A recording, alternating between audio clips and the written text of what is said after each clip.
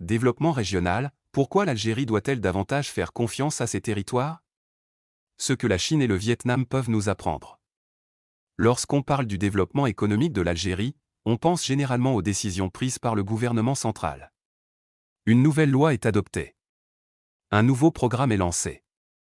Une nouvelle instruction est publiée. Puis les administrations locales sont chargées de l'appliquer. Mais une question mérite d'être posée.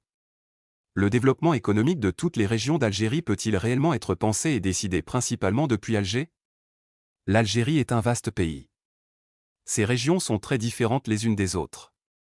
Annaba n'a pas les mêmes ressources que Ouargla. Sétif n'a pas les mêmes possibilités que Tlemcen. Béjaïa ne possède pas les mêmes atouts que Lagoua. Oran ne rencontre pas les mêmes problèmes que Tamanrasset.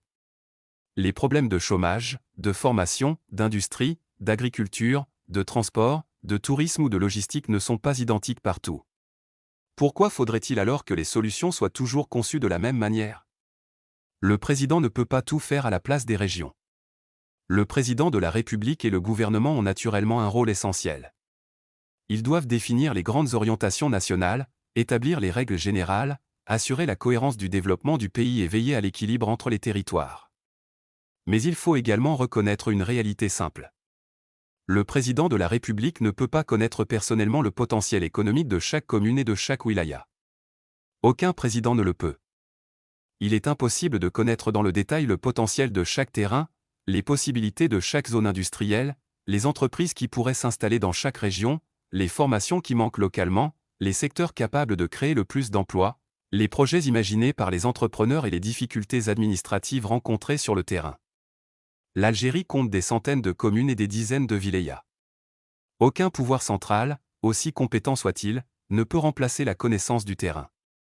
C'est précisément pour cette raison qu'un pays a besoin d'institutions locales capables de réfléchir, de proposer et de prendre certaines décisions. La question n'est donc pas de savoir si le pouvoir central doit disparaître. La question est plutôt la suivante. Comment faire en sorte que les idées puissent également remonter du terrain vers le pouvoir central? Les idées ne doivent pas seulement descendre d'Alger. Dans un système très centralisé, le fonctionnement est généralement le suivant. Le gouvernement décide. L'administration locale applique. Les collectivités exécutent. Mais les meilleures idées ne viennent pas toujours du sommet. Elles peuvent venir d'un entrepreneur, d'un député, d'un élu de l'Assemblée populaire de wilaya, d'un président d'assemblée populaire communale, d'un wali, d'une université, d'un centre de formation, d'une association ou d'un simple citoyen. Une personne qui vit et travaille dans une région peut parfois identifier une opportunité économique que l'administration centrale n'a jamais étudiée. Un entrepreneur peut connaître les obstacles d'un secteur mieux qu'une administration située à des centaines de kilomètres. Une université peut savoir quelles compétences existent localement. Une association peut connaître les problèmes concrets d'un territoire. Pourquoi ces connaissances ne seraient-elles pas réunies pour construire de véritables stratégies régionales? Le développement ne devrait pas uniquement descendre d'Alger vers les wilayas. Il devrait également remonter des wilayas vers Alger. Prenons l'exemple d'Annaba. La région possède un port, une longue tradition industrielle, une importante population active, une université, des infrastructures, un potentiel agricole, un potentiel touristique et une position géographique intéressante. Mais posséder des atouts ne suffit pas. La vraie question est la suivante. Comment transformer ces atouts en entreprise, en investissement et en emploi? Qui connaît le mieux les possibilités et les obstacles du territoire? Un ministère situé à Alger peut évidemment apporter son expertise. Mais les acteurs présents sur le terrain disposent également d'une connaissance indispensable. Les entreprises connaissent leurs difficultés. L'université connaît les compétences disponibles. Les centres de formation connaissent les besoins des jeunes. Les élus connaissent les problèmes de leur commune. Les associations connaissent certains besoins de la population. Les citoyens peuvent également proposer des idées.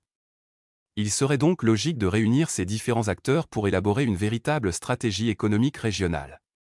Par exemple, une région comme Annaba pourrait réfléchir à plusieurs secteurs complémentaires. L'industrie. La transformation des matières premières. Le textile. La logistique. Les activités portuaires. L'agroalimentaire. L'économie maritime. Le tourisme. Et les services aux entreprises. Cela ne signifie pas qu'Annaba devrait recevoir un traitement privilégié. Cela signifie simplement qu'une région doit pouvoir identifier ses propres possibilités et proposer des projets adaptés à son territoire. La même logique pourrait être appliquée à toutes les autres wilayas. Il ne s'agirait pas de donner au wali un pouvoir sans contrôle.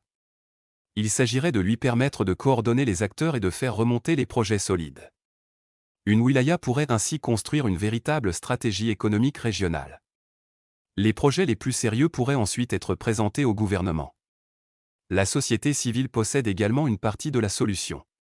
Les citoyens et les associations ne devraient pas être considérés uniquement comme des bénéficiaires des politiques publiques. Ils peuvent également être une source d'idées. Un citoyen peut proposer un projet. Une association peut identifier un problème. Un entrepreneur peut présenter une solution. Une université peut fournir une expertise. Un centre de formation peut identifier les compétences nécessaires. Une chambre de commerce peut connaître les difficultés des entreprises. Toutes ces connaissances devraient pouvoir être réunies. L'intelligence économique d'un pays ne se trouve pas uniquement dans ses ministères. Elle existe également dans ses régions. Mais donner des responsabilités signifie aussi donner des moyens. Il ne suffit pas de demander aux collectivités locales de développer leur territoire. Si elles ne disposent pas des moyens financiers, des compétences et des capacités de décision nécessaires, la décentralisation restera théorique. La règle devrait être simple. Celui qui reçoit une responsabilité doit recevoir les moyens de l'exercer. Mais une deuxième règle est tout aussi importante. Celui qui reçoit des moyens doit être évalué sur les résultats. Contribuer à l'avenir de son pays. Car l'Algérie a encore beaucoup de chemin à parcourir. Et dans un pays où une grande partie de la population cherche encore un emploi stable, où le chômage réel mérite d'être mieux mesuré et où de nombreux travailleurs exercent dans des situations précaires, nous ne pouvons pas nous contenter de gérer la situation. Nous devons créer davantage d'emplois productifs, stables et déclarés. Nous devons permettre à chaque région de participer à son propre développement. Nous devons donner davantage de place aux initiatives locales. Et surtout, nous devons comprendre que le développement de l'Algérie ne peut pas être uniquement la responsabilité du président, du gouvernement ou de l'administration. Le président de la République ne peut pas tout faire à la place des régions. Le gouvernement ne peut pas connaître toutes les opportunités qui existent dans chaque commune. Les ministères ne peuvent pas identifier tous les projets capables de créer des emplois. C'est pourquoi les idées doivent également venir du terrain. Des citoyens. Des entrepreneurs. Des associations. Des universités. Des élus des assemblées populaires communales et des assemblées populaires de wilaya. Des députés. Des walis. Et de tous ceux qui connaissent réellement les réalités de leur territoire.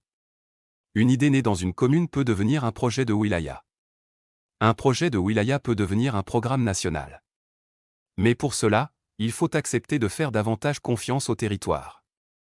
Et ceux qui ont aujourd'hui la responsabilité de travailler, de diriger des entreprises, d'administrer des institutions ou de participer à la vie économique du pays doivent comprendre qu'ils ne travaillent pas uniquement pour eux-mêmes.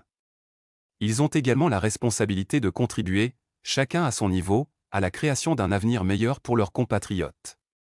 Car le véritable développement ne consiste pas seulement à construire des infrastructures ou à annoncer des programmes. Le véritable développement consiste à permettre à davantage d'Algériens de trouver un emploi stable, de vivre dignement et de construire leur avenir. Et pour y parvenir, l'Algérie devra libérer toutes les énergies disponibles dans ces régions. Le développement de l'Algérie ne doit pas seulement venir d'en haut. Il doit également venir de partout. Merci pour votre attention. Jalel Hadj Moussa.